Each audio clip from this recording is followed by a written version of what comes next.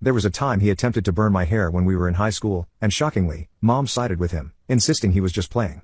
Who plays like that, seriously? Fortunately, Dad eventually took my side and pointed out that they had some serious issues. He threatened to call the police on Caleb. This was an eye-opening moment for my brother because, until then, he had never been reprimanded for any of his actions.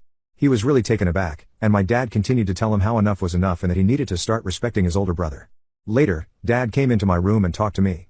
I had never expected my dad to support me because he always told Caleb while he was growing up how similar both of them were, which was true.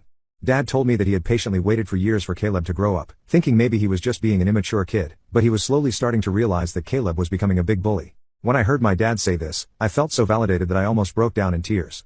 I confessed to my dad everything that Caleb had done to me over the years and even opened up about the bullying in school. My dad was shocked that I was going through so much. The next day, he went and talked to the principal, so my bullies could be warned about severe consequences if they continued. Later in the evening, my dad enrolled me in mixed martial arts at our local gym, and he told me that I needed to man up and stand up to bullies in my life.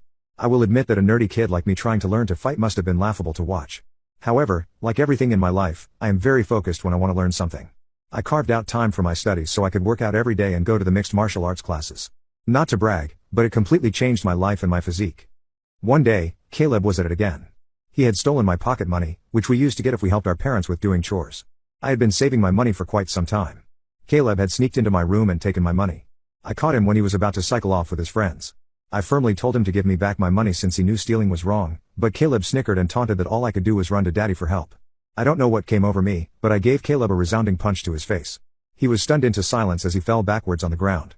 I picked him up and took out my money from his trouser pocket, and then threw him back down on the ground. Caleb started to cry loudly like a little baby. It was comical to see a teenage boy crying on the ground. However, my mother came running out the door, hearing her baby boy, to help him up and find out what had happened. When she learned that I had fought with him, she was surprised and then started to reprimand me. She told me that as an older brother, I should teach better things to Caleb. While Caleb seemed to be enjoying seeing me being chastised, my mother also complained to my dad about how I had beat Caleb up and how I needed to be controlled.